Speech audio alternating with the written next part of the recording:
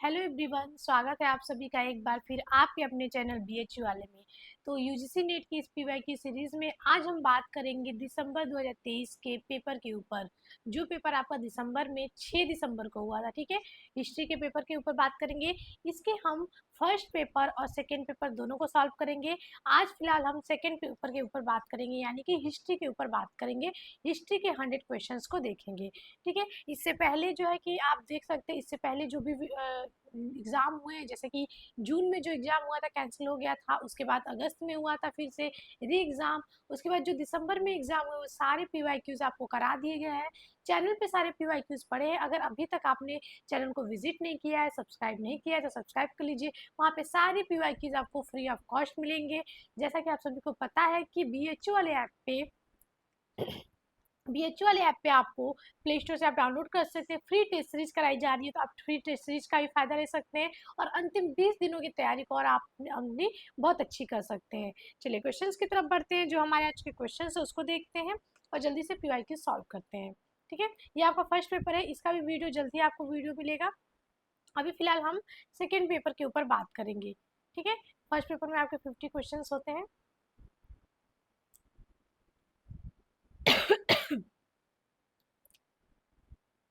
चलिए आज हम हिस्ट्री के ऊपर बात करेंगे, हिस्ट्री के क्वेश्चंस को देखेंगे। यहाँ पे आप देख सकते हैं फर्स्ट क्वेश्चन आपको स्क्रीन पे दिख रहा होगा।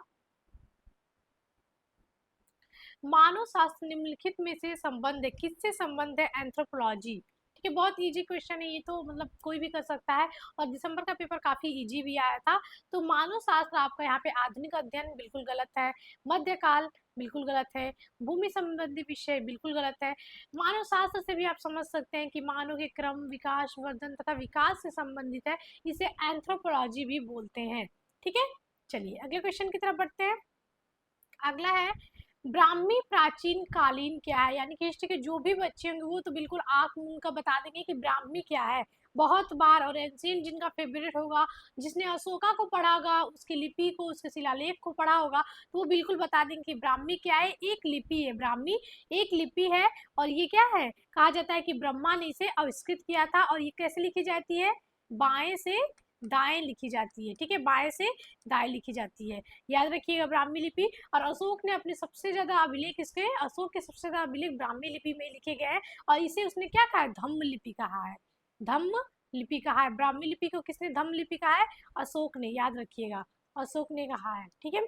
चलिए अगले क्वेश्चन पे बढ़ते हैं। थोड़ा सा आवाज आपको सही नहीं आएगी, थोड़ा सा मेरा गला खराब है। चलिए अगला क्वेश्चन। जैनियों के अनुसार सिद्ध आत्मा कितनी श्रेणियों के होते हैं? ठीक है, ये आपका जैनिज्म का क्वेश्चन, ये भी आपका एंशिएंट का क्वेश्चन है कि जैनियों के अनुसार सिद्ध आत्मा की जो श्रेणियां उनके अकॉर्डिंग कितनी है? 2 है, 3 है, 4 है, 5 है। तो ये जो श्रेणियां हैं उन्हें कितनी श्रेणियां है? 5 श्रेणियां। इन्हें कहते हैं पंच परमेष्टि, ठीक है। पंच परमेष्टि श्रेणियों क्या कहते हैं? पंच परमेष्टि। इसमें उच्च जो है कि धार्मिक अधिकारी होते हैं। क्या होते हैं इनके अंदर? ये जो पंच परमेष्टि क्या होते हैं? धार्मिक अधिकारी होते हैं, ठीक है। धार्मिक अधिकारी ने पंच परमेष्टि कहते हैं। इसमें क्या होते हैं ये पंच परमेष्टि में? कौन कौन है? 1 2 3 4 5। पहले है अरिहंत, याद रखिएगा ये कभी कभी पूछ देता है, ठीक है। अरिहंत, उसके बाद सिद्ध आ जाएंगे, उसके बाद आचार्य आ जाएंगे जो मुख्य होते हैं, उसके बाद उपाध्याय आ जाएंगे और उसके बाद आपके मुनि आएंगे। तो यही है पंच परमेष्टि। एकदम याद कर लीजिएगा। सिद्धात्मा की कितनी श्रेणियां हैं? 5 श्रेणियां हैं जिन्हें पंच परमेष्टि कहते हैं, जिसमें अरिहंत, सिद्ध, आचार्य, उपाध्याय और मुनि आते हैं, ठीक है। चलिए अगले क्वेश्चन पे बढ़ते हैं। कौटिल्य के अर्थशास्त्र के अनुसार ब्राह्मण के कर्तव्यों में निम्नलिखित में से कौन सा एक शामिल नहीं है? सबसे पहले देखेंगे ब्राह्मण के स्वधर्म, ब्राह्मण के जो भी धर्म होते हैं, कर्तव्य होते हैं, उसका वर्णन जो है कि कौटिल्य ने अपने अर्थशास्त्र में किया है, ठीक है। तो उसमें क्या आता है? तो बिल्कुल अध्ययन आएगा, अध्ययन और अध्यापन आता है, ठीक है। अध्ययन करना और अध्यापन करना, प्रतिग्रह भी होगा, दान लेना और देना भी होगा। भूत रक्षण इसमें नहीं होगा, भूत रक्षण नहीं होगा। यहाँ पे क्या होगा? अध्ययन होगा, यज्ञ करना हो जाएगा, आपका दान लेना हो जाएगा, ये सब चीजें आती हैं, ठीक है। अगला क्वेश्चन। सौंदरानंद काव्य के लेखक कौन है? बहुत फेमस क्वेश्चन है, बहुत ज्यादा बार पूछा हुआ है, ठीक है। इन्हीं का एक है सरीपुत्र प्रकरण, ठीक है। और ये जो सौंदरानंद है ये किसके लिखी गई है, तो गौतम बुद्ध के सौतेले भाई, गौतम बुद्ध के सौतेले भाई, सौतेले भाई, ठीक है। इसमें जो कथा है किसके बारे में, गौतम बुद्ध के सौतेले भाई नंद और नंद की पत्नी, इनकी पत्नी थी सुंदरी, ठीक है। इनके बारे में वर्णन है, गौतम बुद्ध ने इनको कैसे उपदेश दिया, कैसे इनका धर्म परिवर्तन होता है, ये सारी जो है कि कथा इसमें लिखी गई है। इसके बारे में जिक्र है सौंदरानंद में। अगर कभी विषय वस्तु पूछ दे तो आपको इसको याद रखिएगा, ये अलग है सरिपुत्र प्रकरण, ठीक है। इसकी रचना की है अश्वघोष ने, ठीक है। कनिष्क के टाइम पीरियड में है, चौथी बौद्ध संगति संबंधित है, कुषाण वंश के शासन काल में आपको देखने को मिलेंगे इनके नाम, ठीक है।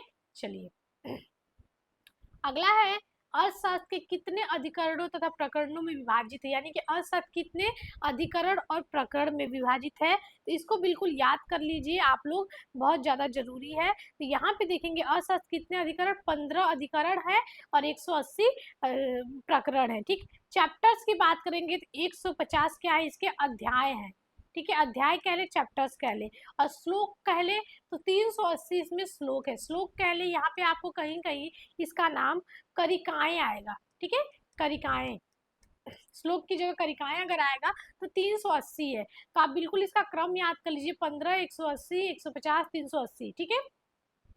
चलिए याद रख लीजिएगा, बहुत जरूरी है, क्वेश्चन पूछा जाता है। कालामुख किससे जुड़ा हुआ है, जो कालामुख संप्रदाय है वो किस धर्म से रिलेटेड है, जैन धर्म से, शैव धर्म से, बौद्ध धर्म से, नारायण धर्म से। आप सभी को पता है काला धर्म जो है कि कालामुख जो है कि शैव धर्म से संबंधित है। और शिव पुराण में इसको क्या कहा गया है, कभी कभी जिक्र आ जाता है शिव पुराण, सॉरी पुराण है यहाँ पे, वेट इरेजी कर देते हैं, हाँ शिव पुराण में इसे महाव्रत धर कहा गया है, महाव्रत धर कहा गया है, याद रखिएगा, ठीक है। और ये लोग जो जो इनका उत्पन्न हुआ था वो कहाँ पे हुए थे, कश्मीर में, कश्मीर में उत्पत्ति इनकी हुई थी, ठीक है। और ये देखेंगे जब ये लोग साउथ में जाएंगे तो पाशुपत संप्रदाय जो लकुलिस के अंतर्गत हुआ था उसका भी एक उदय का कारण बनेंगे ये लोग, ठीक है। अगला है, मुगल शासक बाबर के समय का प्रमुख चित्रकार कौन सा था, अबुल हसन, मंसूर, बिजाद, फारूक बेग। बहुत इजी क्वेश्चन है, बिल्कुल इसे कहा जाता है, जो इस प्रमुख चित्रकार का नाम इसे कहा जाता है पूर्वकार राफेल, पूर्वकार राफेल का आप यूरोपियन हिस्ट्री में बहुत पढ़े होंगे, राफेल फेमस चित्रकार था, इसे पूर्वकार राफेल कहते हैं, वो था बेजाद, ठीक है। अबुल हसन मंसूर ये लोग तो बाद के हैं, ये सब जहांगीर और अकबर के समय के हैं। बेजाद जो है कि बाबर के समय जो मुगल वंश का संस्थापक है उसका प्रमुख चित्रकार था, जिसे पूर्वकार राफेल भी कहते हैं, ठीक है। चलिए अगला क्वेश्चन, अकबर के राज्य में किस राजपूत शासक को सर्वोच्च मनसब प्राप्त था, किस जो है कि राजपूत शासक को सर्वोच्च मनसब प्राप्त था, कितना प्राप्त था उसे, 7,000, ठीक है। 7,000 जल्दी किसी को नहीं मिलता, ये सिर्फ राजकुमारों को ही ज्यादातर मिलता था। लेकिन देखेंगे कि एक राजपूत शासक को मिला था, वो कौन थे, कछवाहा नरेश मान सिंह, ठीक है। जोधपुर के कछवाहा नरेश मान सिंह को जो है कि 7,000 का मनसब प्राप्त था। और ये जो है कि 9 रत्नों में भी थे, जो अकबर के 9 रत्न थे, 9 रत्न में भी शामिल थे, ठीक है। इसलिए इन्हें कहीं कहीं देखेंगे सप्त 7,000 का मनसब प्राप्त है, इसलिए इन्हें सप्त हजारी भी कहते हैं, सप्त हजारी भी इन्हें कहा जाता है, याद रखिएगा, ठीक है। कछवाहा नरेश थे। अगला क्वेश्चन, पालखेड़ा का युद्ध, ठीक है। पालखेड़ा के युद्ध में हैदराबाद के निजाम को किसने पराजित किया था, ठीक है। बहुत इजी क्वेश्चन है कि किस पेशवा ने किया था, और ये most most most important question है, मोस्ट रिपीटेड पीवाईक्यू है आपका, ठीक है। पालखेड़ा का युद्ध की बात करेंगे तो ये हुआ था 28 फरवरी 1728। टाइमलाइन इसलिए बता रहे हैं कि ये बहुत ज्यादा पूछा हुआ है, बिल्कुल आप लोग इसको याद कर लीजिएगा, ठीक है। और ये जो पालखेड़ा है आपका, ये पालखेड़ा कहाँ पड़ता है, तो ये पालखेड़ा औरंगाबाद के पास एक छोटा सा गांव है, ठीक है, औरंगाबाद के पास है, ठीक है, औरंगाबाद के पास एक गांव है। और ये हुआ था आपका पेशवा बाजीराव प्रथम, और यहाँ पे जो निजाम है, निजाम कौन था, आसफ शाह, ठीक है, आसफ शाह के बीच में हुआ था, याद रखिएगा। और इसी पालखेड़ा के युद्ध के बाद क्या हुई थी, मुंगी मुंगी शिवगांव संधि, आप सुने होंगे मुंगी शिवगांव की संधि जो है कि इसी पालखेड़ा युद्ध के बाद हुई थी, याद रखिएगा। कब हुई थी, मार्च 1728 में, फरवरी में युद्ध हुआ था, मार्च 1728 में पेशवा जो है कि इसके साथ एक संधि करेगा और इसे बहुत सारी शर्तें मनवाएगा। तो मुंगी शिवगांव की संधि बिल्कुल याद रखिएगा, पालखेड़ा के युद्ध के बाद हुआ था। ये सारे जो फैक्ट्स आपको हमने बताया मोस्ट रिपीटेड है, याद रखिएगा। चलिए अगला क्वेश्चन,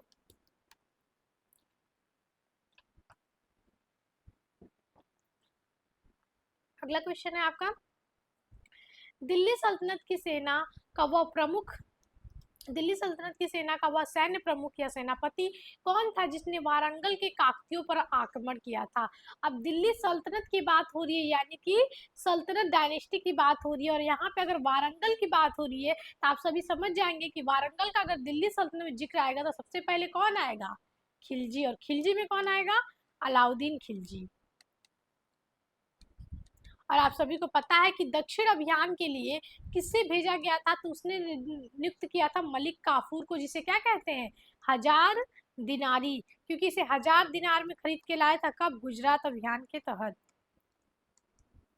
जब गुजरात अभियान करने गया था तो वहीं से इसे लेके आया था, और इसके जो भी साउथ के अभियान है, दक्षिण अभियान है, वो सारे मलिक काफूर जो है कि नेतृत्व करेगा। और कब इसे वारंगल भेजता है, तो वारंगल पर आक्रमण करने के लिए 1309 में भेजता है, और 1310 में ये जीत कर लाता है। और यही देखेंगे साथ में प्रताप रुद्रदेव जो यहाँ का शासक होता है, शासक का भी नाम याद रखिए, उस समय शासक प्रताप रुद्र देव थे, प्रताप रुद्र देव थे, और ये क्या कर लेते हैं, आत्मसमर्पण कर लेते हैं, आत्मसमर्पण कर लेते, बहुत सारा देखेंगे धन लूट कर ये सारी चीजें लेके आता है मलिक काफूर। और यहीं पे सबसे पहले आपको कोहिनूर का जिक्र भी मिलेगा, ठीक है। कहा जाता है कि प्रताप रुद्रदेव अपने सोने की मूर्ति बनवाते हैं, उसमें कोहिनूर के हीरे को लटका देते हैं, और इस तरह से अपना आत्मसमर्पण स्वीकार करते हैं अलाउद्दीन खिलजी के लिए, ठीक है। चलिए, उसके बाद अकबर ने बैरम खां के पतन के तत्काल बाद वकील के पद पर किसे नियुक्त किया, ठीक है। बहुत सारे अलग अलग देखेंगे वकील पद या प्रधानमंत्री कह ले तो उस पे अलग अलग लोग रहे अकबर के समय में। तो जब बैरम खां के पतन हो जाता है, उनकी डेथ हो जाती है, चाहे उसको हटा देता है, तो कौन आता है, मुनीम खां उसके बाद आते हैं। मुनीम खां को ये जो है कि अपना वकील नियुक्त करता है अकबर, ठीक है। चलिए अगला क्वेश्चन, शेरशाह सूरी के प्रशासन के संदर्भ में प्रत्यक्ष सूचना निम्नलिखित में से किस लेखक ने प्रदान की है, ठीक है। शेरशाह सूरी के प्रशासन के बारे में सबसे ज्यादा डिटेल में कोई इंफॉर्मेशन दिया है तो वो वही है, वो है अब्बास खां शेरवानी, जो कि किसके टाइम पीरियड में लिखे हैं, अकबर के समय लिखे हैं, ठीक है। और किस नाम से लिखे हैं ये, तो ये है आपका तारीख शेरशाही, तारीख ए शेरशाही, और इसे कहते हैं तोहफा अकबर शाही भी कहते हैं, तोहफा ए अकबर शाही, याद रखिएगा दोनों नाम आ सकता है, तोहफा अकबर शाही भी कहते हैं इसको।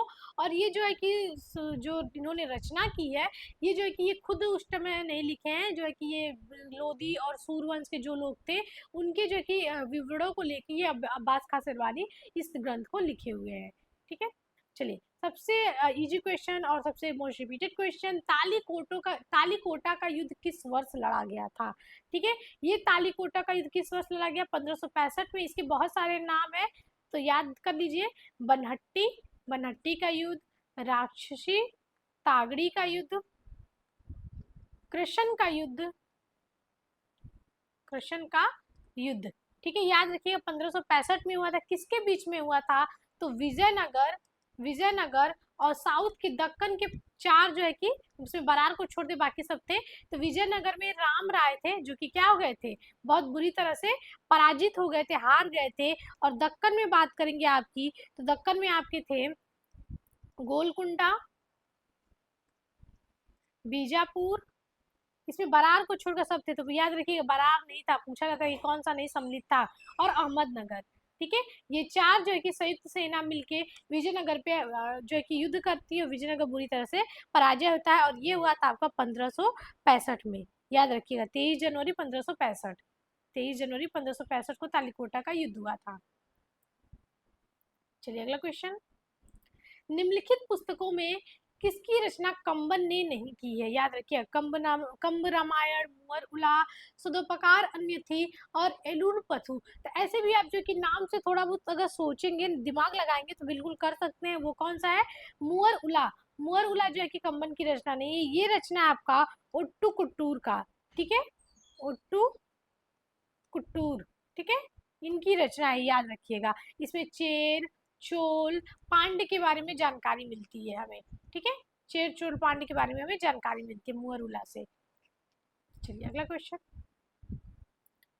इक्ता पद से आप क्या समझते हैं, इक्ता का अर्थ क्या होता है, डायरेक्ट ये क्वेश्चन पूछा गया। इक्ता आपको पता हो कौन से जीत किया है, इल्तु तमीज, ठीक है। दिल्ली सल्तनत का इल्तुतमिश जो है कि इक्ता व्यवस्था को लाता है, और कब लाता है? 1226 में।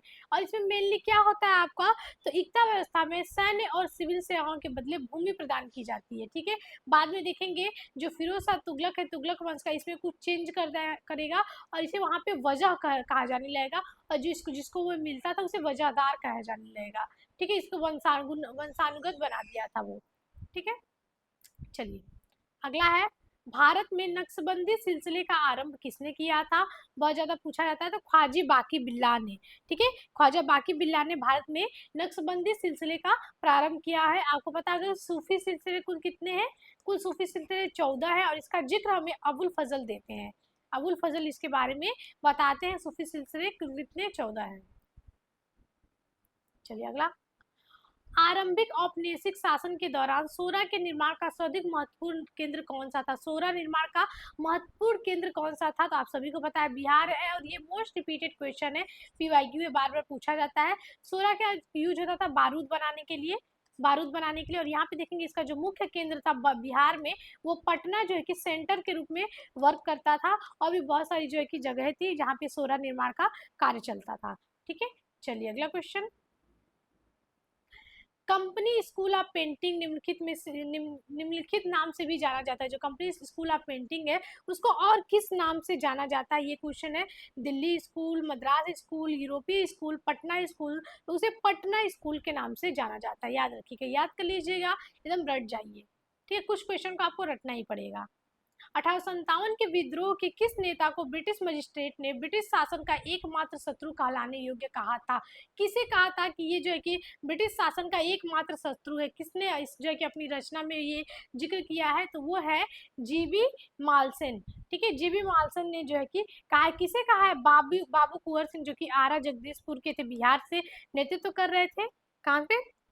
बिहार से, ठीक है। इन्होंने अपनी रचना द इंडियन म्यूटनी, ठीक है, the Indian mutiny, Indian mutiny, Indian mutiny of 1857, इसमें जो है कि बताया है कि उन्होंने जो है कि अंग्रेजों के क्या किए थे? छक्के छुड़ा दिए थे एकदम, और जो है कि एकमात्र ऐसे जो है कि ब्रिटिश सरकार के शत्रु कहलाने योग्य है, ठीक है।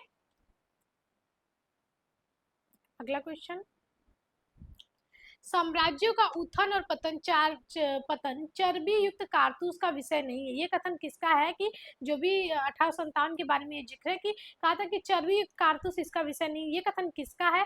तो कार्नवालिस का नहीं है, लीटन का भी नहीं, ये कथन डिज़रायली का है। याद रखिएगा, ये कथन डिज़रायली ने कहा है। 1857 से कई सारे क्वेश्चन आ गए हैं। अगला है, किसे गैर वैदिक उपनिषद नहीं कहा जा सकता है? ठीक है, इसे गैर वैदिक उपनिषद नहीं कहा जा सकता है। आप सभी को पता है कि जो उपनिषदों की संख्या है वो 200 प्लस है, 200 से ज्यादा है। लेकिन अगर मुख्य बात करेंगे जो पौराणिक है, पारंपरिक है, वो 108 है, ठीक है। 108 उपनिषद है, और इसमें जो मुख्य जो है, जो मुख्य उपनिषद है, आप सभी को पता है कि इसमें जो प्रमुख है वो 10 प्रमुख उपनिषद है, जिसमें ईसा, केन, कठ, ये सब है। इसमें कौन सा गैर औपनिषद उपनिषद नहीं है? तो ये है आपका केन उपनिषद, ठीक है। ये गैर वैदिक उपनिषद नहीं कहा जा सकता, बाकी सब है, ठीक है। जो प्रमुख 10 प्रमुख में से एक है। अगला है, निम्नलिखित में से किसने वर्ष 1874 में भारत श्रमजीवी जनरल या फिर पत्र का शुभारंभ किया था? एनएम लोखंडे, शशिपाद बनर्जी, डब्ल्यूसी बनर्जी और बाल गंगाधर तिलक। किसी ना किसी का पत्र का बार बार पूछ देता है, तो इसलिए आपको बोला जाता है कि एकदम याद कर लीजिए। तो ये क्या है आपका? शशिपाद बनर्जी है, जो कि मजदूर वर्ग की पहली भारतीय पत्रिका थी, ठीक है। मजदूर वर्ग की पहली, फर्स्ट, ठीक है, पहली भारतीय पत्रिका थी, याद रखिएगा, ठीक है। भारतीय पत्रिका क्या है? श्रमजीवी पत्र, शशिपाद बनर्जी ने किया था। इसके बाद आपका क्वेश्चन है कि अंग्रेजों ने भारत में कुल कितने चार्टर एक्ट लागू किए थे? 2, 4, 6, 8। इसे देखेंगे कि अलग अलग एग्जाम में इसके अलग अलग आंसर दिए, कहीं 2, 4 दिया है, कहीं 6 दिया है। तो अभी फिलहाल एंटी ने जो इसका आंसर माना है वो माना है आपका 4, ठीक है, 4 माना है, ठीक है। 4 माना है, यानी कि उसने माना है 1793, 1813, 1833 और 1853। याद रखिएगा, ये 4 एक्ट उसने माने, चार्टर एक्ट माने हैं। चलिए अगला क्वेश्चन, मानव मात्र हेतु एक धर्म, एक जाति और एक ईश्वर का नारा किसने दिया था, ये किसका संदेश है? तो ये आपका most most most important question है, ये तो आपको भूलना ही नहीं है, बहुत ज्यादा पूछा जाता है। और ये है नारायण गुरु। ठीक है, नारायण गुरु ने ये नारा दिया था। जाति के ये विरोधी थे, जाति प्रथा के विरोधी थे।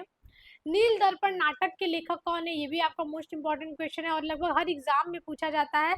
आपको पता होगा 1858 से 59 में ये पब्लिश हुआ था और ये एक बंगाली नाटक है। और किस पे आधारित है, तो जो आपका नील आंदोलन चल रहा था, बंगाल में नील आंदोलन पे आधारित है। ठीक है, एक नाटक नहीं, एक ऐतिहासिक दस्तावेज भी है ये, और इसकी रचना दीन बंधु मित्रा ने की थी। ठीक है, चलिए अगला क्वेश्चन। वर्ष 1971 और 1976 का 25वां और 42वां संविधान संशोधन निम्नलिखित में से किसका पूर्व उदाहरण है? ये थोड़ा सा आपका पॉलिटिकल साइंस में कॉन्स्टिट्यूशन की तरफ चल गया है। ठीक है, फिर भी आपको तो हिस्ट्री, आपको सब कुछ पढ़ना है। तो किसका पूर्व उदाहरण है, तो डीपीएसपी यानी कि नीति निर्देशक तत्वों का जो है कि ये उदाहरण है। चलिए अगला क्वेश्चन। अगला क्वेश्चन है कि जब तक शोधकर्ता को क्या लिखना है, कैसे लिखना और कैसे वर्गीकृत करना है, इसकी जानकारी ना हो तो केवल समय की बर्बादी है। कहता है कि जब तक एक रिसर्चर्स को ये ना पता कि उसको क्या लिखना है, कैसे क्लासिफाई करना है, उसकी ये इंफॉर्मेशन ही नहीं है, तो उसका सारा समय बर्बादी है, उसको कोई भी जो है कि चीजें पता नहीं है। तो ये किसने कहा है, तो बी शेख अली ने। ये जो कोट है वो आपका बी शेख अली का है, बहुत फेमस हिस्टोरियन है ये। ठीक है, बहुत सारे मैसूर वसूर पे इन्होंने बहुत सारी बुक्स लिखी हैं, हैदरली पे, टिप्पू सुल्तान पे।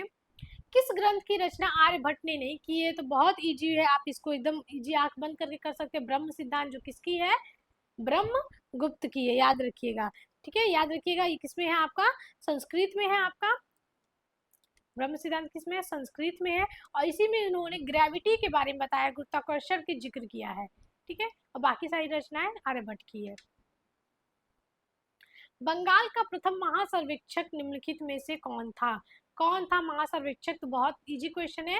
जेम्स रेनेल था, जिसे वॉरेन हेस्टिंग्स ने नियुक्त किया था। वॉरेन हेस्टिंग्स ने नियुक्त किया था, याद रखिएगा। और ये जो है कि बंगाल का पहला जो है कि सर्वेक्षक था। ठीक है, इसे फादर ऑफ इंडियन जो है कि ज्योग्राफी ब्रिटिश सरकार द्वारा उपाधि भी दी गई थी। क्या, फादर ऑफ इंडियन ज्योग्राफी, किसने ये उपाधि दी थी, तो ब्रिटिश सरकार ने, याद रखिएगा, ब्रिटिश सरकार ने इसे इस उपाधि से नवाजा था, जेम्स रेनेल को। बंगाल एटलस और हिंदुस्तान का मानचित्र इसने तैयार किया था, इसी के निर्देशन में तैयार हुआ था। इतिहास के जनक हेरोडेटस किसके संदर्भ में लिखा है? जो इतिहास के जनक है हेरोडेटस, जिन्होंने हिस्टोरिका, इनकी एक प्रमुख रचना है हिस्टोरिका। ठीक है, तो इन्होंने जब लिखना स्टार्ट किया तो किसके संदर्भ में लिखा था, तो ये होगा एथेंस और स्पार्टा का युद्ध। ठीक है, ये दो लोगों के बीच में युद्ध हुआ था और इसे किस नाम से जाना जाता है, पेलोपोनेशियन युद्ध। ठीक है, पेलोपोनेशियन युद्ध के बारे में इसने लिखा है, जो एथेंस और स्पार्टा के बीच में हो रहा था, याद रखिएगा। जो कब तक चला था, 431 बीसी से आपका 404, ठीक है, 404 बीसी तक। ठीक है, इसके बारे में इन्होंने जिक्र किया है। अगला है, वह कौन सी पुस्तक है जिसमें महिलाओं को वह माँ थी, वह माँ है और वह माँ रहेगी के रूप में चित्रित किया गया है? तो बहुत ईजी है, आनंद मठ। ठीक है, आनंद मठ, जिसमें देखेंगे सन्यासी विद्रोह का भी जिक्र है, सन्यासी विद्रोह का भी जिक्र है। दूसरी चीज, इसकी रचना किसने की है, बंकिम चंद्र ने की है, बंकिम चंद्र चटर्जी ने की है। और इसी में है, और कब लिखी गई थी, 1882 में लिखी गई थी, 1882 में आनंद मठ इन्होंने, बंकिम चंद्र ने लिखा हुआ था। अगला है, कोट है आपका ये, किसने कहा है कि मैं पुरुषों से जुड़ा हूँ, जो हालांकि लोगों द्वारा देखा नहीं गया है, लेकिन फिर भी उनकी ईश्वर के रूप में श्रद्धा की जाती है, और जो लोगों की भावनाओं से जुड़े, जो लोगों की भावनाओं से जुड़े प्रत्येक पहलू को महसूस करते हैं। यह उक्ति जो है कि रिपन ने की है, जिसे देखेंगे अस्थायी स्वशासन का जन्मदाता भी कहते हैं। फ्लोरेंस नाइटिंगेल इसे भारत का उद्धारक भी कहा है। तो ये रिपन ने किसके बारे में ये कोट कहा है, तो ये है एयू ह्यूम। ठीक है, जो कि कांग्रेस की स्थापना में देखेंगे बहुत बड़ा इनका रोल है। तो एयू ह्यूम के बारे में ये कहा गया है। अगला है, पृथक आंध्र बनाने की मांग करते हुए भूख हड़ताल करने वाले नेता पट्टी श्रीरामलू की मृत्यु किस तिथि को हुई थी? ये क्वेश्चन जो है कि ड्रॉप कर दिया गया है। क्यों? क्योंकि जो इसमें आंसर जो है कि सही नहीं दिया गया है। सही आंसर बता देते हैं। इनकी जो डेथ हुई थी, मृत्यु हुई थी, वो हुई थी 15 दिसंबर 1952 को। ठीक है। और यहाँ पे जो 19 अक्टूबर 1952 है, इस दिन इन्होंने तेलुगु जो भाषा के लोग हैं, तेलुगु वालों के लिए, जो तेलुगु भाषा के लोग हैं, उनके लिए अलग राज्य बनाने के लिए भूख हड़ताल पर इसी दिन बैठे थे। ठीक है। भूख हड़ताल पर, यहाँ पे 1 मिनट,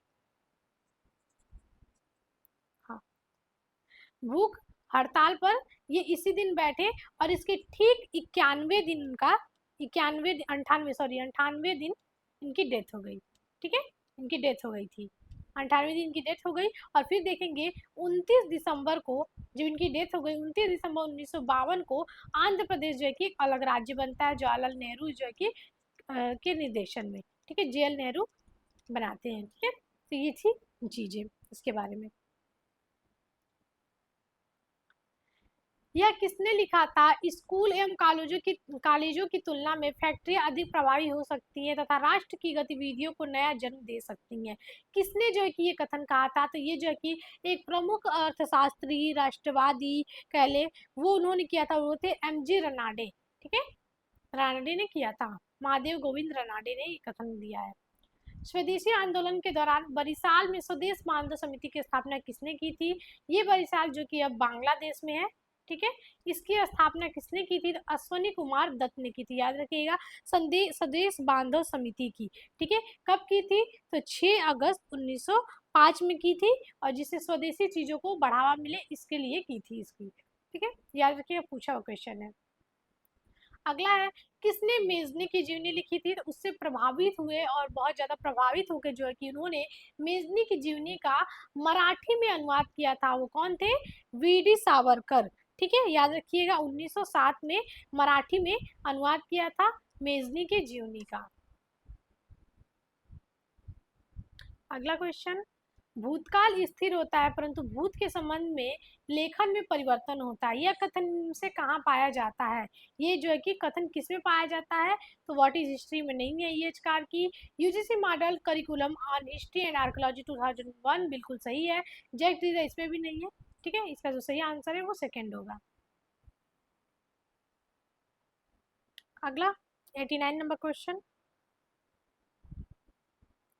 निम्नलिखित में से कौन इतिहासकारों की इतिवृत्ति से नहीं जुड़ा हुआ है?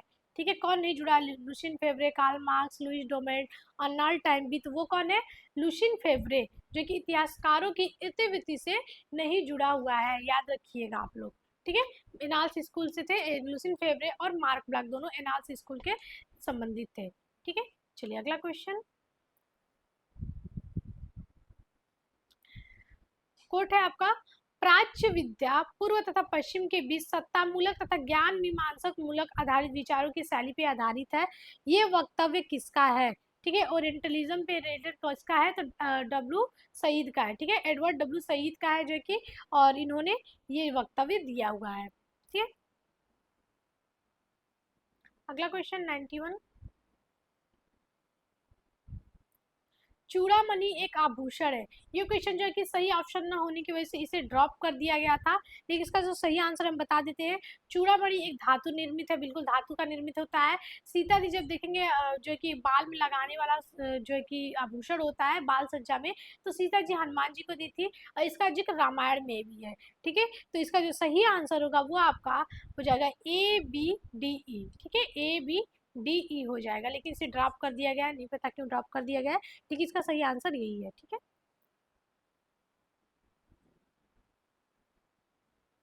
अगला है, सौगोरा ताम्रपत्र अभिलेख में किसके बारे में उल्लेख है? सौगारा आपको पता होगा कहाँ है आपका?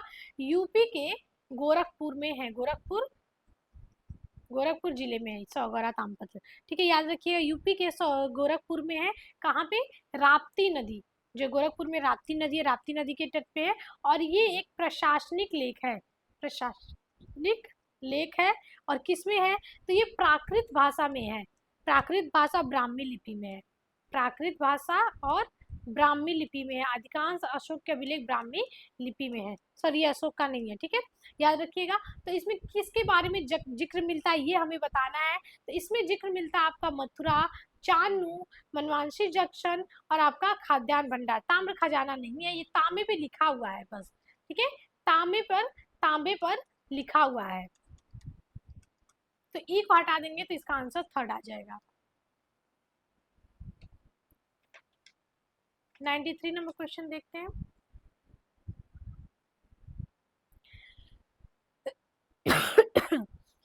सिंधु घाटी के उत्खनन में पाई गई नर्तकी जो डांसिंग गर्ल है उसके बारे में संबंध बताना है, क्या है।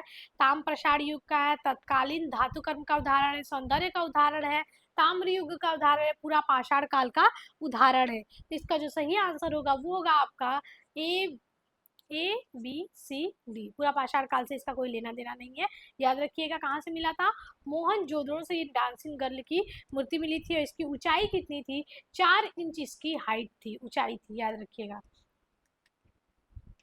इसका आंसर होगा आपका सेकेंड। ओके, चलिए अब 94 नंबर क्वेश्चन देखते हैं।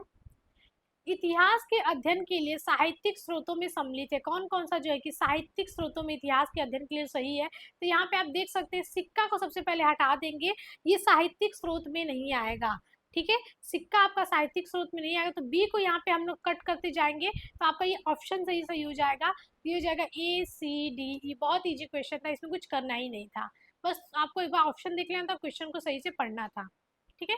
95 नंबर क्वेश्चन, मौर्यकालीन अर्थव्यवस्था निम्नलिखित में से किन पर आधारित है। कृषि उत्पाद, धातु कर्म उद्योग, वस्त्र उद्योग, कागज प्रौद्योगिकी, बावड़ी उत्खनन। ये पूछा है कि मौर्यकालीन का जो इकोनॉमिक थी वो किस पे आधारित थी, ठीक है। तो किस पे आधारित थी आपकी, तो वो थी आपकी कृषि उत्पाद, धातु कर्म, वस्त्र उद्योग और बावड़ी उत्खनन। कागज प्रौद्योगिकी नहीं होगा, तो इसका सही आंसर हो जाएगा थर्ड, ठीक है। चलिए 96 नंबर क्वेश्चन,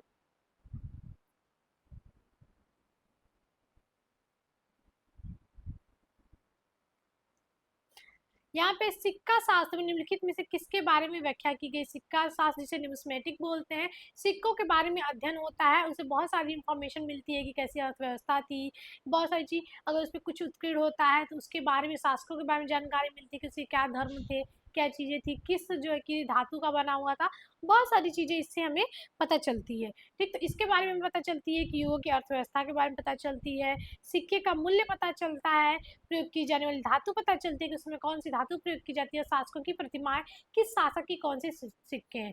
कास्ट उद्योग यहाँ पे नहीं होगा, तो डी को यहाँ पे अगर एलिमिनेट करेंगे तो सेकंड आंसर हो जाएगा। इसके बारे में बहुत देखने की जरूरत नहीं थी, ऑप्शन से ही क्लियर हो जाता। चलिए 97 नंबर क्वेश्चन, और ये क्वेश्चन भी ड्रॉप कर दिया गया क्योंकि इसका जो सही आंसर नहीं मिला था। यहाँ पूछा गया कि अग्रहार निम्नलिखित में किन्हें उपहार स्वरूप दिया गया गांव था, ठीक है। तो ये केवल ब्राह्मणों को दिया जाता था, ये बिल्कुल सही है। तो यहाँ पे सिर्फ ए ऑप्शन सही होगा, बाकी सब गलत होगा। व्यापारी, विदेशी यात्री, उत्कृष्ट नायु, ये नहीं होगा कि किन्हें उपहार स्वरूप दिया गया गांव था। तो यहाँ पे होगा ब्राह्मण, ब्राह्मणों को जो गाँव दिया जाता था वो उपहार, उसे अग्रहार कहते थे, ठीक है। ये क्वेश्चन ड्रॉप कर दिया गया है। चलिए 98 नंबर क्वेश्चन देखते हैं। निम्नलिखित में से विषम या बेमेल दक्षिण भारतीय भाषा का युग्म चुनिए, ठीक है। याद रखिए, क्वेश्चन सही से पढ़िए, विषम या बेमेल। तो आप देख सकते हैं तेलुगु भी साउथ का है, तमिल भी साउथ का है, कन्नड़ भी साउथ का है, मलयालम भी साउथ का है, लेकिन ये डोगरी आपका कश्मीर में बोला जाता है, ठीक है। जम्मू कश्मीर में बोला जाने वाला भाषा है। तो ई हटा देंगे यहाँ पे, बेमेल सॉरी, जिसमें जिसमें ई होगा वही होगा। तो यहाँ पे देखेंगे बेमेल कौन कौन सा है, तो ये भी हो जाएगा, ये भी हो जाएगा, ये भी हो जाएगा। तो इसका आंसर होगा 1, 3 एंड 4, ठीक है। 1, 3 एंड 4 इसका सारा आंसर है, ठीक है। इस क्वेश्चन को भी इसलिए इसका सारा आंसर 1, 3 एंड 4 माना गया है, इसको ड्रॉप कर दिया गया है। चलिए 99 नंबर क्वेश्चन, अलवार और नैनार किनसे संबंधित है। बहुत बहुत बहुत ज्यादा इजी क्वेश्चन, ठीक है। आप सभी को पता है कि अलवार आपका वैष्णव होंगे जिनकी संख्या क्या होगी, 12 होगी, और नैनार आपके सैव है, ठीक है। नैनार आपके सैव जिनकी संख्या 63 है, ठीक। यहाँ पे आपका वैदिक धर्म भी हो जाएगा, हिंदू धर्म भी हो जाएगा, लेकिन जैन धर्म नहीं होगा। तो ये जिसमें इसको हटा दीजिए तो सेकेंड आंसर आ गया इसका। बहुत इजी क्वेश्चन था, ठीक है। जैनिज्म से तो लेना देना ही नहीं है ना इसका। अगला क्वेश्चन है काकतीय कला, ठीक है, काकतीय कला के जटिल उत्कीर्ण निम्नलिखित में किनके साक्ष्य में है? ठीक है, चालुक्य कला, सातवाहन कला, चोल कला, राष्ट्रकूट कला और स्थानीय कला परंपरा, तो किसके साक्ष्य में है? तो ये आपका होगा चालुक्य, सातवाहन, उसके बाद आपका राष्ट्रकूट और स्थानीय कला परंपरा। यहाँ पे चोल कला नहीं होगा, ठीक है, तो इसका सही आंसर होगा थर्ड।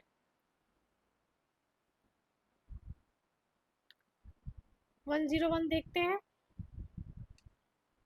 यहाँ पे आपका व्यापार और वाणिज्य का प्रयोजन निम्नलिखित में से संबंधित विषयों को विकसित करता है। खाद्य उद्योग, आर्थिक अस्थायित्व, जनता का शोषण, अन्योन्याश्रित और बावड़ी का निर्माण, ठीक है, तो इसका जो सही आंसर होगा वो होगा आपका ए, बी, डी और ई, जनता का शोषण नहीं होगा, ठीक है, तो इसका सही आंसर होगा थर्ड। चलिए अगला क्वेश्चन, 102 नंबर क्वेश्चन,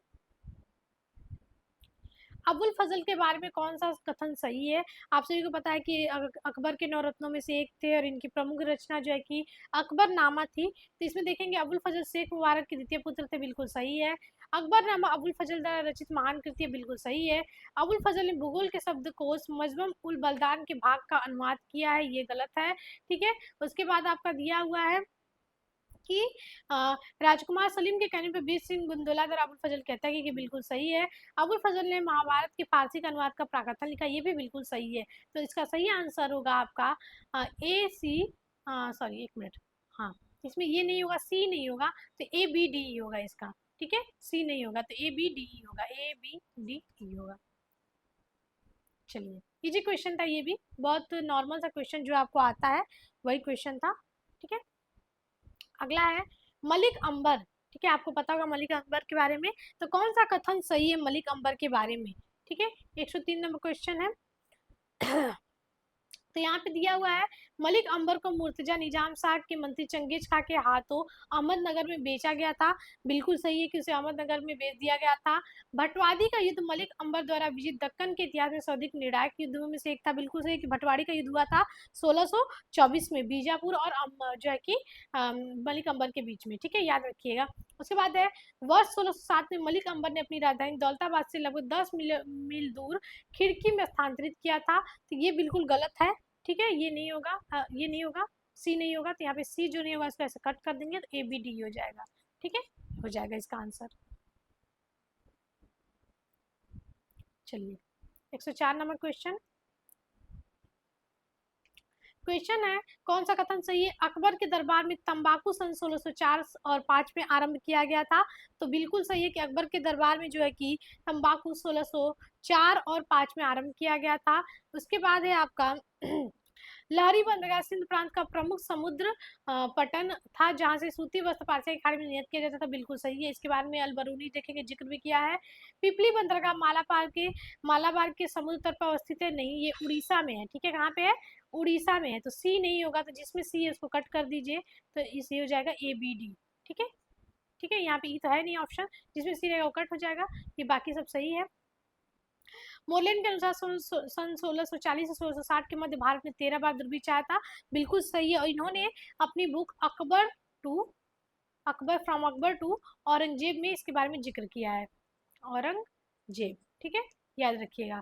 और 16वीं सदी में 16 साल से अधिक आपत्ति, कश्मीर से नहीं, यहाँ पे बिहार होगा, बिहार के बारे में आपको पता है 16 का सब था, तो डी ई भी नहीं होगा, तो यहाँ पे ए बी डी सही है, ठीक है, और सी गलत है।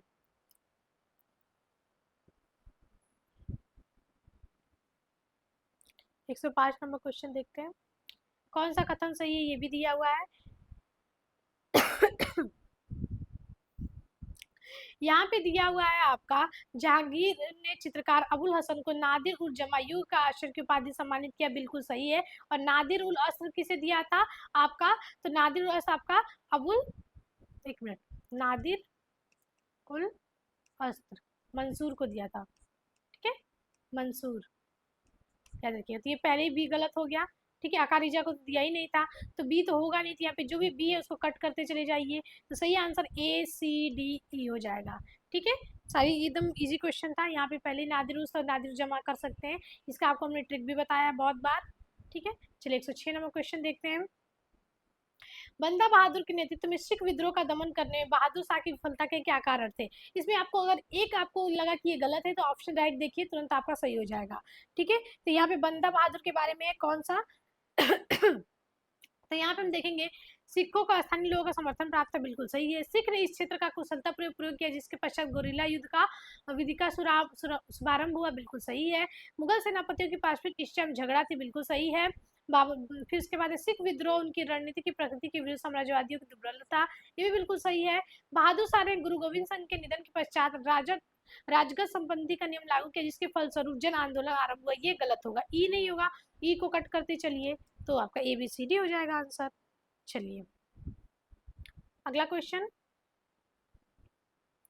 वॉरेन हेस्टिंग के कहने पर हिंदू विधिसार संकलन 1775 में 11 पंडितों की समिति द्वारा किया गया था। ठीक है, इसमें बताना है कौन कौन सा सही है। तो यहाँ पे हम देखेंगे यह संग्रह LB हेडेड द्वारा अंग्रेजी में अनुवादित किया गया था, बिल्कुल सही है, जिसे कोड ऑफ जेंटूज लॉ भी बोलते हैं। ठीक है, कोड ऑफ जेंटू लॉज याद रखिएगा, जिसे मनुस्मृति का इन्होंने जो है कि किया था अनुवाद। LB हेडेड बहुत बार पूछा जाता है। इसे यूरोप के इसे यूरोप के न्यायाधीशों की सहायता मिली और अंतर्देशीय भाषांतकारों पर उनकी निर्भरता कम हो गई, बिल्कुल सही है। ठीक है, इसके फलस्वरूप रेगुलेटिंग एक्ट का महत्व कम हो गया, गलत होगा। इससे ब्रिटिश को ऐतिहासिक परिप्रेक्ष्य में भारतवासियों को विधिक अर्थ समझने में सहायता मिली, बिल्कुल सही है। यह पिट्स इंडिया एक्ट को पारित करने में अति महत्वपूर्ण साधन सिद्ध हुआ, ये गलत हो जाएगा। ठीक है, तो यहाँ पे हो जाएगा ABD आपका सही आंसर, सॉरी ABD कह रहे हैं, हाँ A B और D सही होगा। चलिए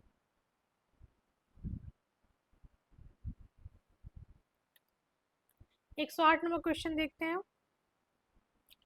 भारत के संविधान से आपका क्वेश्चन है, 2 क्वेश्चन अभी तक भारतीय संविधान से आ गए, तो ये भी आपका क्वेश्चन है, ये तो इजी क्वेश्चन है आपका। क्वेश्चन है, भारत का संविधान बनाने के बारे में निम्नलिखित में से कौन सा कथन सही है? ठीक है, तो पहला है आपका, केंद्रीय स्तर पर गवर्नमेंट ऑफ इंडिया 1935 द्वारा द्विसदनीय विधायिका पुनः स्थापित की गई थी। ठीक, यहाँ पे ये क्वेश्चन है। उसके बाद प्रांतों में द्वैत शासन गवर्नमेंट ऑफ इंडिया एक्ट के द्वारा पुनः लाया गया था, ये भी बिल्कुल सही है कि प्रांतों में इसमें यहाँ पे केंद्र में लाया गया, यहाँ प्रांतों में लाया गया।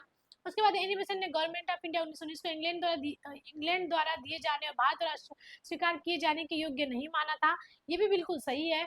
प्रांतीय स्वायत्तता गवर्नमेंट ऑफ इंडिया एक्ट 1935 द्वारा पुनः स्थापित की गई थी, ये गलत हो जाएगा।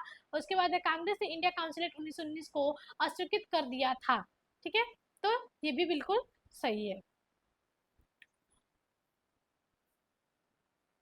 यहाँ पे जो सही आंसर होगा, यहाँ पे केंद्र स्तर पर गवर्नमेंट ऑफ इंडिया 1935 द्वारा द्विसदनीय विधायिका पुनः स्थापित की गई थी। ठीक है, ये नहीं हुआ, ये गलत है। ठीक है, BCD होगा, हाँ ये बिल्कुल सही है, और ये होगा, इसका आंसर होगा 4 BCDE होगा।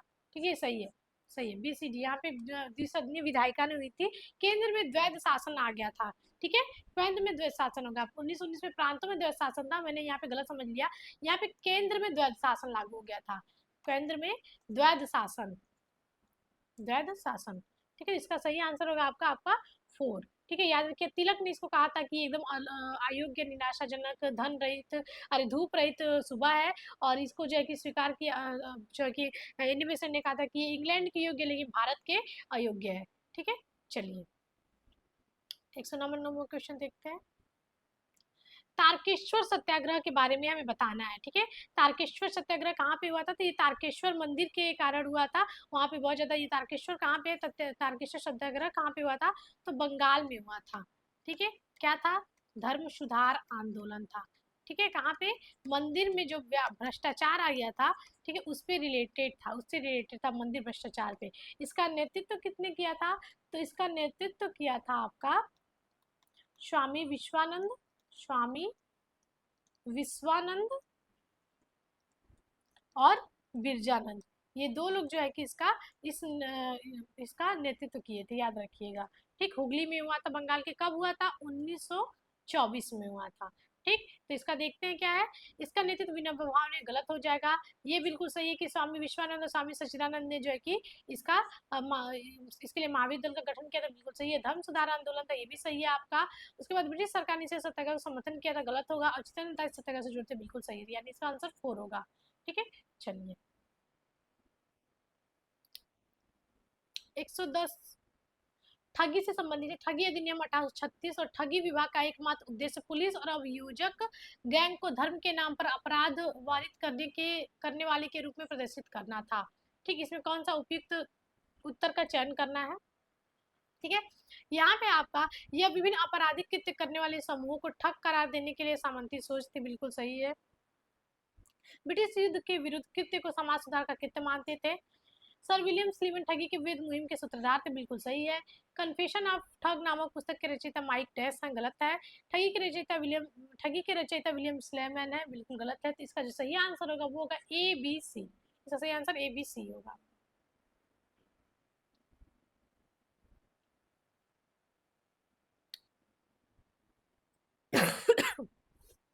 चलिए, ये कोट है, इन व्यक्तियों की कांग्रेस से युति किसी स्वस्थ शरीर में रोगग्रस्त अंग की युति है। इसका एकमात्र उपचार शल्य चिकित्सीय प्रतिकरण है यदि कांग्रेस को रक्त विषाक्त से होने वाली मृत्यु से बचाना है। ये कथन किसने कहा था? ये कथन किसने कहा था? तो ये कथन कहा था आपका एच ए वाडिया ने इसे लिखा है, फिरोज शाह मेहता ने भी यही मत दिया है, और यह चरमपंथियों के बारे में अनुचिंतन है। ठीक है, तो इसका आंसर सी डी ई होगा। इसका कोई भी लेना देना महात्मा गांधी कोई ऐसा कथन नहीं किया है, मालवीय जी भी ऐसा कोई युक्ति नहीं दिए हुए हैं। ठीक है, चलिए 112 नंबर क्वेश्चन देखते हैं। ये जो क्वेश्चन है इसमें सही ऑप्शन नहीं था, इसको ड्रॉप कर दिया गया है, ड्रॉप क्वेश्चन है। ठीक है, चलिए इसमें जो क्वेश्चन देखेंगे, दयानंद आंग्ल वैदिक कॉलेज की स्थापना सर्वप्रथम लाहौर में हुई थी। बिल्कुल सही है कि लाहौर में हुई थी, 2 जून को हुई थी, 1886 में हुई थी। किसने किया था? लाला हंसराज ने किया था, हंसराज ने। लेकिन ये एक कॉलेज नहीं था, तब इसकी स्थापना एक स्कूल के तौर पे हुई थी। तो ए नहीं होगा बिल्कुल भी। ठीक, स्वामी श्रद्धानंद दयानंद के गुरु थे, बिल्कुल गलत है। इनके गुरु जो एक श्रद्धानंद थे, कौन थे? बिरजानंद थे। बिरजा नंद जो है कि इनके गुरु थे, याद रखिएगा। तो बी भी नहीं होगा। ठीक है, ए बी तो बिल्कुल नहीं होगा। स्वामी सत्यार्थ प्रकाश स्वामी दयानंद की आत्मकथा बिल्कुल सही है। लाला लाजपत राय गुरुकुल कांग्रेस से आयोजित थे, बिल्कुल गलत है। और दयानंद का जन्म मोरवी में हुआ था, ये बिल्कुल सही है। तो सी और ई बिल्कुल सही है। ठीक है, बाकी सब गलत है। ठीक है, याद रखिएगा। चलिए ड्रॉप क्वेश्चन है, बल्कि हमने सही आंसर आपको बताने की कोशिश की है। चलिए, सुभाष चंद्र बोस के बारे में कौन सा कथन सही है? ये दिया हुआ क्वेश्चन। ठीक है, कौन सा कथन सही है? उन्होंने 1939 में आयोजित त्रिपुरी कांग्रेस के अध्यक्ष के निर्वाचन में पट्टभी सीतारमैया को हराया था, बिल्कुल सही है। ये 2 बार हुए हैं, 1938 में, ठीक है, यहाँ पे हरिपुरा में हुए थे पहली बार, और दूसरी बार 1939 में त्रिपुरी में हुए थे, तो बिल्कुल सही है। लंदन थीसिस वर्ष 1933 में लंदन में आयोजित एक राजनीतिक सम्मेलन में उनकी अनुपस्थिति में दिए गए भाषण का शीर्षांक है, तो बिल्कुल सही है। सन 1922 में आयोजित कांग्रेस अधिवेशन में उन्होंने देश बंधु चितरंजन दास के व्यक्तित्व सहायक के रूप में उनके साथ भाग लिया, बिल्कुल सही है। इंडियन फिल्म उनके अपूर्ण आत्मकथा, बिल्कुल सही है ये भी। ठीक है, वे अनुशीलन समिति के सदस्य थे, ये गलत है, तो ई नहीं होगा, तो हो जाएगा ए बी सी डी। चलिए अगले क्वेश्चन की तरफ बढ़ते हैं, बस खत्म होने वाला है, कंक्लूड करेंगे जल्दी ही। एडवर्ड सईद का प्राच्यवाद जो 1978 में इन्होंने लाया था, ओरिएंटलिज्म, ठीक है, इन्होंने इस बुक भी लिखी है, तो क्या सही है उसके बारे में? यह भारत के प्राच्यवादियों के बारे में विमर्श अनुचिंतन है, गलत। इसके फलस्वरूप सामंती व्यवस्था की सूझबूझ में बड़ा अंतर उत्पन्न हुआ, बिल्कुल सही है। इससे अफ्रीकी लेखक प्रभावित हुए, बिल्कुल सही है। इसके फलस्वरूप गैर पाश्चात्य की पश्चिमी छवियों के बारे में क्रमबद्ध विधि सम्मत आशंका की भावना उत्पन्न हुई, बिल्कुल सही है। ठीक है, तो यहाँ पे हो जाएगा बी सी डी। ठीक है, उपयुक्त सभी तो होगा नहीं क्योंकि ये नहीं है। चलिए 115 नंबर क्वेश्चन देखते हैं। इतिहास के निर्वचन की अभिलाषा इतनी गहन है कि जब तक इतिवृत्ति के संबंध में हमारी रचनात्मक धारणा नहीं होगी, हम या तो गूढ़वाद या दोषदर्शिता की तरफ प्रवृत्त हो जाएंगे। ठीक है, तो इसके बारे में कहा है कि कौन सा कथन उपयुक्त उत्तर का चयन कीजिए। ठीक है, तो यहाँ पे हम देखेंगे, यह इतिहास के बारे में डेविड ह्यूम का कथन है, बिल्कुल गलत है। यह मार्क्सवादी इतिहासकारों के मत को प्रतिबिंबित करता है, बिल्कुल गलत है। यह इतिहास की व्याख्या के मुद्दे पर एक कोविक का मत है, बिल्कुल सही है। ये कार द्वारा प्रयुक्त उद्धृत वाक्य, बिल्कुल सही है। इसमें इतिवृत्ति भूतकालिक घटना के बारे में रचनात्मक धारणा पे बल दिया गया है, बिल्कुल सही है। तो सही आंसर होगा सेकंड। ठीक है, चलिए अगला क्वेश्चन। अगला क्वेश्चन आपका मैचिंग से है, चलिए फटाक फटाक देख लेते हैं। 116 नंबर क्वेश्चन, एक तरफ से आपका मेसोलिथिक है और एक तरफ से आपका चैल्कोलिथिक है, ठीक है। यहाँ पे दिया गया, इसको मैचिंग करना है, ठीक है। तो यहाँ पे हम देखेंगे औजार की बात करेंगे तो औजार सबसे पहले अगर मेसोलिथिक की बात करेंगे, अच्छा इसमें इसका जो सही आंसर होगा पूरा पाषाण युगोत्तर होगा, ठीक। रंग की बात करेंगे तो रंग आपका चित्रकला होगा, सिंधु की बात करेंगे तो वो आपका मुहर होगा, और दाढ़ी वाला आदमी की बात करेंगे तो सेलखड़ी होगा। इसका सही आंसर होगा फर्स्ट, ठीक है। चलिए 117 नंबर क्वेश्चन देखते हैं। यहाँ पे जो है कि एक तरफ जो है कि बुक्स दिए गए हैं और एक तरफ आपका जो है कि उसके क्या उसमें रचना है वो दी गई है, ठीक है। तो यहाँ पे हम देखेंगे तो कुमार संभव की बात करेंगे तो वो होगा, इसमें पार्वती और शिव पार्वती के विवाह के बारे में और उनके पुत्र कुमार के जन्म का वर्णन है। विक्रमोर्वशियम की बात करेंगे आपका तो इसमें देखेंगे दिव्य परी या निम्फ की मोटन के साथ पड़े कथा का वर्णन है। ये सारे कालिदास की रचनाएं याद रखिएगा। ऋतु संहार की बात करें इसमें 6 ऋतुओं का स्पष्ट लिखित चित्रण है। और मालविका अग्निमित्र की बात करेंगे तो इसमें सुंगकालीन दरबारी अग्निमित्र के बारे में प्रेम कथा का वर्णन है, मालविका और अग्निमित्र का, ठीक है। इजी क्वेश्चन था। सारी रचनाएं किसकी हैं याद रखिएगा, कालिदास ने रचना की है सारी, ठीक है। इसका सही आंसर थर्ड होगा। चलिए फिर आपका एक वही आ गया मैचिंग, 118 नंबर क्वेश्चन। यहाँ पे आपका संधि, आसन, समाश्रय, यान और इसका अर्थ क्या है ये बताना है, ठीक। तो संधि की बात करेंगे तो सबसे इजी हो गया संधि या संधि वार्ता, एक अफुर आ गया तो ये ऐसे ही कर सकते हैं। आसन का तटस्थता हो जाएगा। समाश्रय की बात करेंगे तो अन्य व्यक्ति का संरक्षण मांगना, और यान का बात करेंगे तो युद्ध की घोषणा किए बिना ये आक्रमण की तैयारी करना, ठीक है। चलिए अगला क्वेश्चन 119। इस क्वेश्चन को जो है कि ड्रॉप कर दिया गया है, ड्रॉप क्वेश्चन है, ठीक है। फिर भी इसका आंसर देख लेते हैं, ठीक है। कालीबंगा की बात करेंगे तो कालीबंगा आपका होगा सिंधु घाटी का एक स्थल है, ठीक। उसके बाद अगर तिरुपति बात करेंगे श्री वेंकटेश्वर मंदिर होगा। जम्मू कश्मीर मार्तंड मंदिर और गुजरात का लोथल हो जाता है। इसका सही आंसर होगा 2, 1, 4 और 3, ठीक है। कोई ऐसा ऑप्शन नहीं है इसमें, ठीक है, ये ऑप्शन सही है बिल्कुल, ड्रॉप कर दिया गया है। चलिए 120 नंबर क्वेश्चन देखते हैं। एक तरह से रचना है और लेखक कौन है उसका वो बताना है, ठीक। आप सभी को पता है कि कुमार पाल चरित किसकी रचना है तो वो है आपकी राजशेखर, सॉरी हेमचंद्र की है। वेट इरेज कर देते हैं। हाँ, कुमार पाल चरित किसकी रचना है तो कुमार पाल चरित आपकी हेमचंद की बहुत फेमस है। गौडवाहो आपको पति है वागपति राज की है। हमीर महाकाव्य नैनचंद सूरी की, और प्रबंध को राजशेखर की है, ठीक है। तो इसका सही आंसर होगा सेकेंड। चलिए फटाफट देख लेते हैं। 121 नंबर क्वेश्चन, अब लाइन से आपका वही मैचिंग के क्वेश्चन आएंगे। यहाँ पे दबीर, सरे नौबत, मजदूर, चिटनीस, इसको देख के आपको किसकी याद आ रही है, अष्ट प्रधान। अष्ट प्रधान किसके दरबार में थे, शिवाजी के, ठीक है। शिवाजी अष्ट दिग्गज आपके कृष्णदेव राय के, ठीक है। यहाँ पे अष्ट प्रधान, तो अष्ट प्रधान में कौन कौन से थे एक बार देख लेते हैं, कौन कौन से, यहाँ पे आपको याद भी हो जाएगा, ठीक है। तो सबसे पहले आएगा पेशवा जिसे क्या कहते थे, प्रधानमंत्री, ठीक। उसके बाद अमात्य जिसे क्या कहते थे, अमात्य कह ले या फिर मजूमदार, मजूमदार, ठीक है। यहाँ पे प्रधानमंत्री आप लोग समझ जाइएगा, ठीक। उसके बाद आपका आता है सचिव, ठीक है, सचिव जिसे सुरनवीस भी बोलते थे। सचिव के बाद आपका सुमंत आएगा, सुमंत जिसे क्या कहते थे, दबीर, दबीर, ठीक। उसके बाद सेनापति, सेनापति जिसे क्या कहते थे, सर ए नौबत, सर ए नौबत, ठीक। उसके बाद सेनापति के बाद आपका आएगा मंत्री जिसे वाक्यानवीस बोलते थे, मंत्री या फिर वाक्यानवीस। उसके बाद न्यायाधीश और पंडित राव, ठीक है, न्यायाधीश और पंडित राव। अब हमने आपको ये क्यों लिखवाया है तो याद रखिएगा, ये पूछता है हमेशा कौन कौन से थे कौन कौन से नहीं थे, ठीक। तो इसमें देखेंगे पहला आपका देखेंगे दबीर, तो दबीर का आपको पता होगा कि ये होता है समाचार समारोह का प्रधान जिसे कहते थे सुमंत, ठीक है। सर नौबत जो सेनापति के लिए है, सेनापति क्या करता था, सेना की कमान रखता था। मजुमदार लेखाकार था, चिटनीस राजा को पत्राचार करने में सहायता देता था। तो सही ऑप्शन होगा आपका सेकेंड, ठीक है। चलिए 123 नंबर को 122 नंबर क्वेश्चन देखते हैं।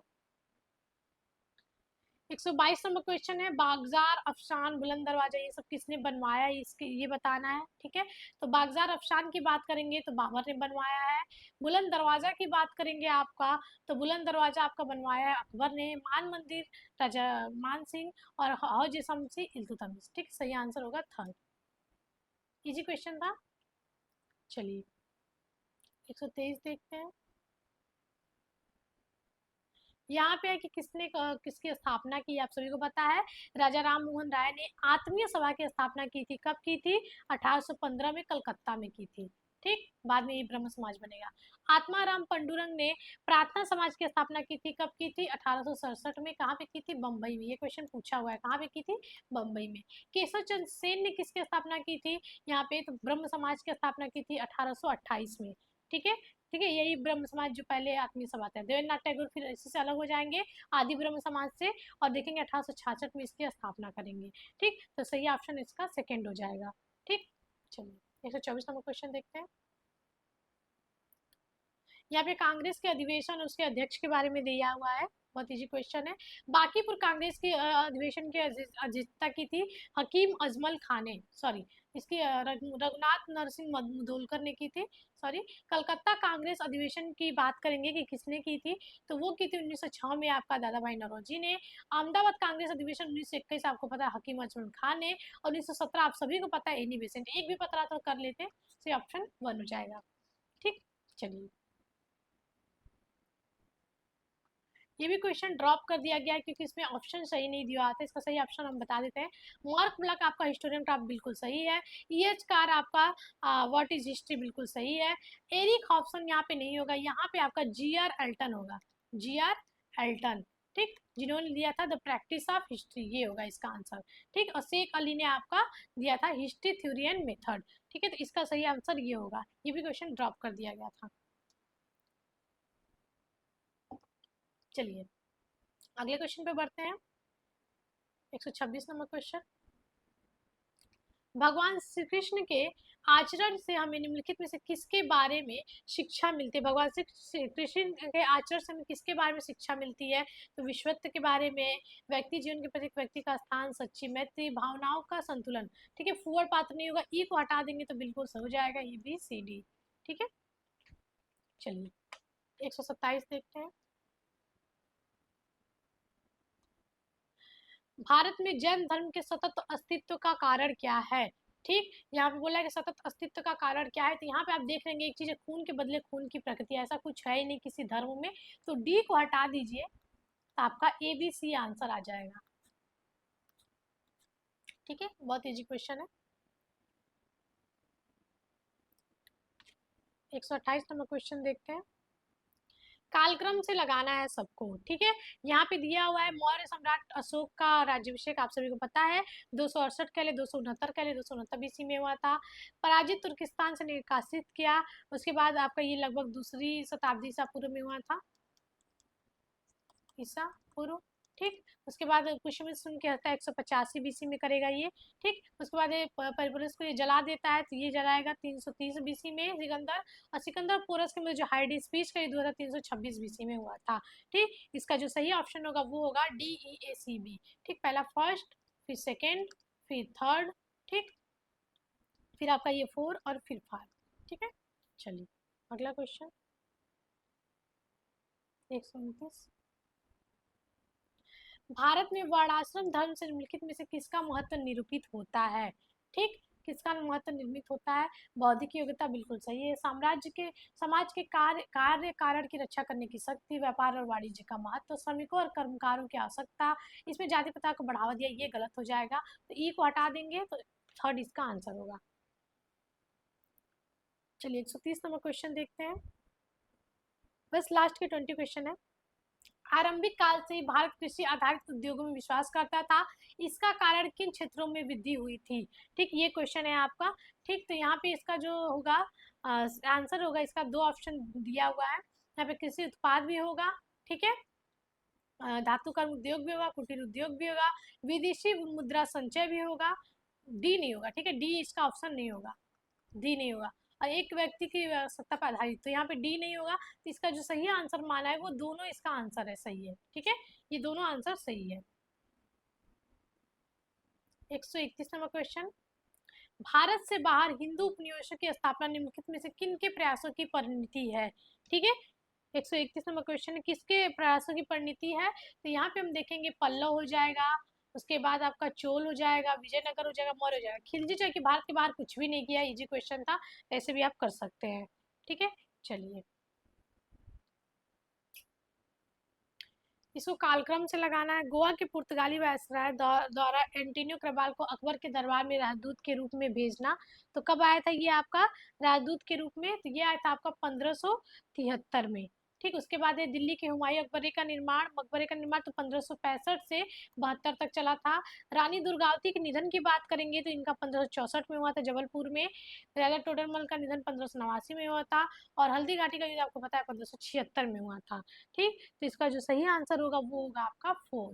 ठीक है, रानी के आगे रानी दुर्गावती का निधन होगा। ठीक, उसके बाद आपका दिल्ली में हुमायूं मकबरे का निर्माण शुरू होगा, फिर उसके बाद आपका हल्दी घाटी का युद्ध होगा, उसके बाद आपका ये देखेंगे, सॉरी यहाँ पे ए होगा, 73 के करीब हुआ था। ठीक है, तो इसका आंसर 4 होगा, यहाँ पे थोड़ा सा कुछ मिस्टेक हो रहा है, 73 74 होगा। ठीक है, यहाँ पे देख लीजिएगा थोड़ा सा, इसका आंसर होगा 4। अगला है, इसे कालक्रम से लगाना है, पहिए वाला है कि भारत में चक्रीय पहिया का प्रथम उल्लेख। ठीक, तो ये लगभग 1350 एडी के करीब हम लोग को इसका उल्लेख देखने को मिला है। मंसूरा सिंध में कागज का लेख देखेंगे तो लगभग 1030 एडी में इसका जिक्र हमें मिला है। फिर उसके बाद देखेंगे मॉन्सरेट द प्रथम सिलेंडर विंसेंट सीरीज का उल्लेख, बलुई घड़ी में भारत का प्रथम उल्लेख, और जावर में आश्रम द्वारा जस्ता का पृथक्करण। ठीक, तो इसका जो सही ऑप्शन होगा वो होगा सेकेंड। सबसे पहले आपका ये कागज का साक्ष्य मिला है, फिर ये आसवन का पृथक्करण देखने को मिला है, फिर उसके बाद आपका पहिए का उल्लेख मिला है, थर्ड हो जाएगा। ठीक है, उसके बाद आपका हो जाएगा डी। ठीक, और इसके बाद सी।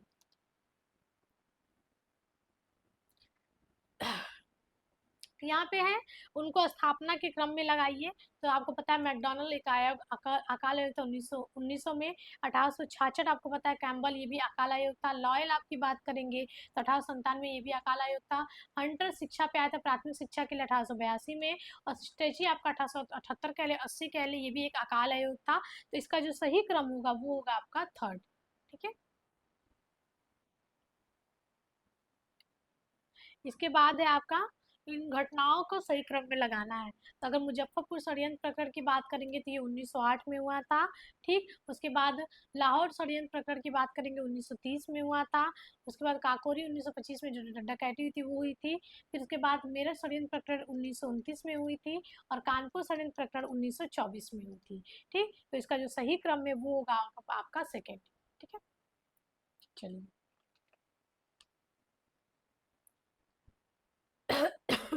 असेंशन रीजन क्वेश्चन है। कथन है आपका नवपाषाण काल में ही मानव मात्र का स्थापन प्रतिरूप अस्तित्व में आया, क्योंकि पूरा पाषाण काल और मध्य पाषाण काल में संभवतः मानव एक स्थान पर बसने के बारे में नहीं सोचा था। तो बिल्कुल सही है, इसका आंसर होगा एक। ठीक है, चलिए अगले क्वेश्चन की तरफ बढ़ते हैं। यहाँ पे है, सम्राट अशोक का अपने शिलालेख धर्मादेश जो है कि 13 में कथन है कि वे ब्राह्मण और श्रमण के प्रति समान आदर भाव रखते हैं, क्योंकि सर्वधर्म समभाव में विश्वास करते थे। ये बिल्कुल सही है। ठीक है, इसका भी ये होगा, बिल्कुल सही होगा। उसके बाद 138 नंबर क्वेश्चन देखेंगे। यहाँ पे है, गुरु नानक वर्ष 1521 में बाबर के भारत आगमन के दौरान महान नरसंहार तथा जनता के साथ होने वाले दुर्हार के चश्मदीद गवाह थे। ठीक, उसके बाद मुगल सम्राट सिख गुरुओं के बढ़ते हुए महत्व से अवगत थे, और अपने प्रभाव को छोड़ने के लिए तथा संभव होने पर उन्हें नियंत्रित करने के लिए उन्हें अपने से जोड़ने का प्रयत्न किया। तो ये तो बिल्कुल गलत है, लेकिन ये बिल्कुल सही है। ठीक है, 4 इसका सही होगा।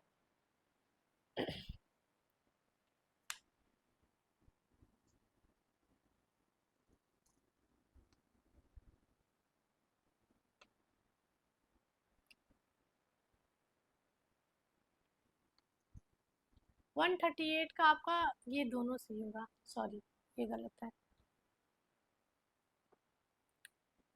चलिए अगला क्वेश्चन, कि भूदान केवल ब्राह्मणों को ही दिया जाता था, ये गलत पहले ही हो गया। फिर इस तरह के अनुदान जाति पर आधारित नहीं थे, यहाँ तक कि विजय बिल्कुल सही है, तो यहाँ पे आपका ऑप्शन 4 होगा। चलिए अगला क्वेश्चन, लास्ट के 10 क्वेश्चन बचे हैं। पाली भाषा जो एक समय में पूर्वी भारत के कस्बी क्षेत्रों तक ही सीमित थी और बहुत काल में और अधिक प्रचलित थी, बिल्कुल सही है, क्योंकि इसका कारण यह है कि महात्मा बुद्ध ने अपनी कृतियों के लिए पाली को अंगीकार किया था और उनका आधार वाक्य था पाली धर्मानुशासनम उपरोक्त कथन के आलोक में, बिल्कुल सही है, इसका सही आंसर होगा फर्स्ट। ठीक है, चलिए